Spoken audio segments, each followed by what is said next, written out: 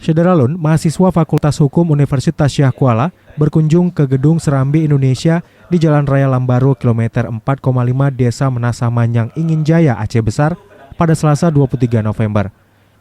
Mahasiswa tergabung dalam UKM Pers HAHO menggunakan kesempatan ini untuk mengetahui lebih banyak tentang jurnalistik atau usaha media massa. Kedatangan mahasiswa ini diterima oleh News Manager Serambi Indonesia, Bukhari M. Ali. Disambar oleh media mainstream. Ini perkembangan di masyarakat seperti ini. Pada kesempatan itu, mereka diajak berkeliling melihat newsroom ruang kerja wartawan harian Serambi Indonesia serta ruang percetakan. Selain itu, mereka juga melihat secara langsung proses produksi yang dilakukan oleh tim Serambi On TV dan Kompas TV. Tak hanya itu, mereka juga melihat-lihat serta belajar tentang penyiaran yang dilakukan setiap hari oleh tim radio Serambi FM. Jadi makanya penyiar di situ harus Dari Banda Aceh, Henry, Serambi On TV.